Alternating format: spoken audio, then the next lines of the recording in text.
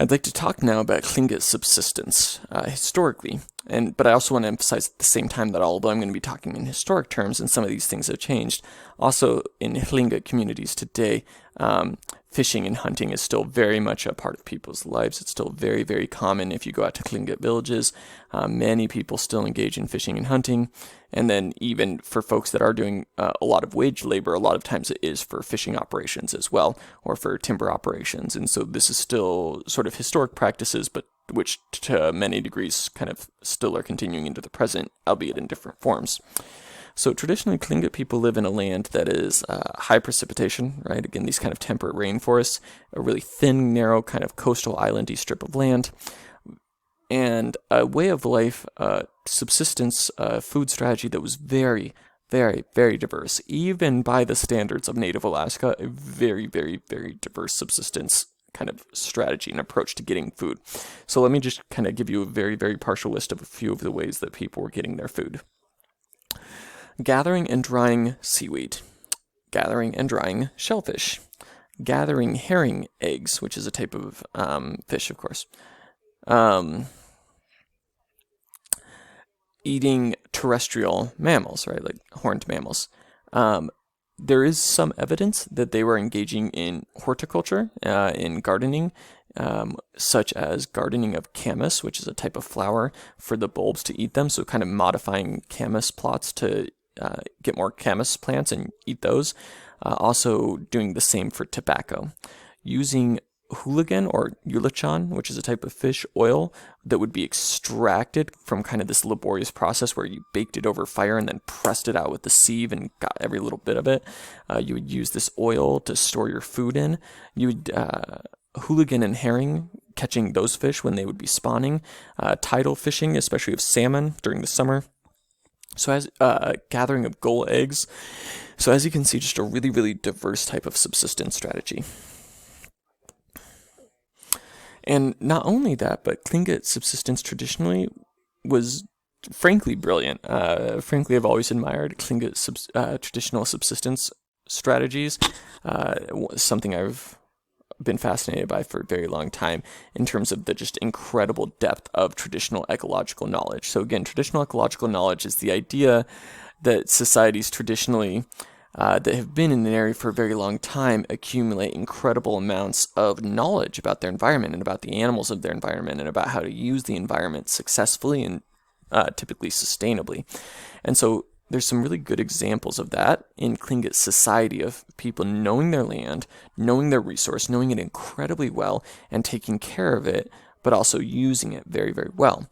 So one good example is stone catchments. So Tlingit people would traditionally, and still do to some degree, build up these like stone catchment things, these kind of like stone partial dams that could be a few feet high on the coast, so that when the tide came in, as you can see what happens, tide comes in, salmon get trapped in this area, you can then fish them out with a pole or something, but you've got an opening, right? And it's set up in such a way that the opening is large enough that plenty of salmon still get back out. And so the significance of that is you get to catch a bunch of salmon, but you're allowing a bunch of the salmon to get back out, which is important because at least a few salmon need to get upriver to spawn. And, salmon can do thousands of eggs. So a few salmon can do a lot of good for the population. So basically you were able to keep the salmon run sustainable without sort of having to have, fishing permits or fish and game or something. They were able to keep the salmon run sustainable through a type of fishing method that sort of implicitly had built into it the idea that we're going to catch some and we're going to let some go. You also had kind of a somewhat similar thing with harvesting of gull eggs. So the type of gulls that Tlingit people get eggs from have a interesting nesting behavior where they lay clutches of, I think it's 3. And if you take, I'm trying to remember how it goes. If you take 2 eggs and only leave 1, they'll like freak out, the gulls, and abandon their nest. But if you only take 1, they basically don't notice, or they're kind of like, oh, okay, whatever, and then lay another egg. And so if you only take 1, the gull parents will keep laying more eggs, whereas if you were to get 2 or 3, they're like, wow, what's happening? I'm going to leave this area. I'm being predated.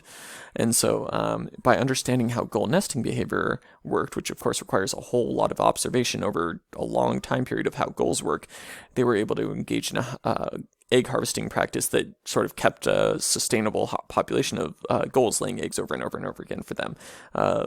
Almost domesticated gulls. Not really, but kind of. You also had, with clam beds, like folks with Tlingit people moving around rocks so that clams can breed better, which I don't even want to think about clam sex. That just sounds really, really awkward and weird to me. But anyways, however they breed, apparently if you move the rocks around in a certain way, it promotes clams breeding more. So they were basically like kind of gardening the clams, so to speak, right? It was aquaculture. You also had folks and have folks with centuries deep stories of how glaciers work. Julie Cruikshank wrote a really good book about this called Do Glaciers Listen? And she talks about Tlingit and Athabascan beliefs about glaciers and how there's kind of stories and extensive knowledge of glaciers and glacier patterns. And so all of this is kind of this web of and knowledge of the environment. At the same time, it's kind of rooted in a cosmological idea that humans affect and make the environment, that we're not just sort of beings within and adapting to an environment, but that by our social and spiritual actions towards the environment, we fundamentally affect how the environment behaves. Some other aspects of traditional ecological knowledge among Tlingit people is wood hooks. So there's, oh man, is it George Barlow, I believe, is a famous, oh my gosh, I can't believe I typoed that. There was a article written about him in the Smithsonian Magazine about how he sort of helped leading this revival of the Tlingit wood hook. So traditionally, wood hooks are this Tlingit method of harvesting halibut. And basically what you have is the top part of it is made out of yellow cedar, which floats and also emits a smell which attracts halibut. So halibut will come and chomp on this, and you put herring or octopus on as a bait, which halibut eat, and it's got a barb, and that barb, nowadays you would make it out of a nail. Traditionally, that would be like a very small sharpened sliver of femur, a sliver of leg bone, which I think is incredible.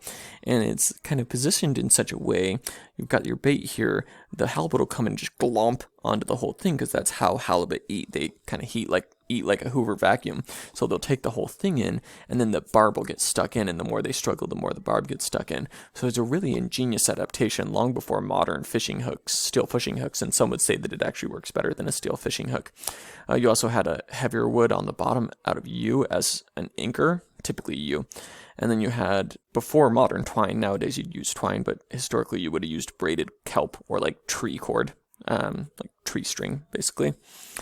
And then also, from a purely sort of technological standpoint, it's pretty genius what was being done with wood, and a really, really good way of getting yourself some halibut. And this, is, by the way, is Thomas Barlow, who's the grandson of the man I was talking about a minute ago. At the same time, there would be images carved into the hooks. So, for example, this is representing a person transforming into a sea otter. And those images were supposed to sort of show respect for the fish. Like the fish was like being shown respect by the fact that they had these beautiful pieces of art being produced for them. And so it was supposed to attract the fish. So there was also a relationship of respect and sacredness going on here. Really fascinating.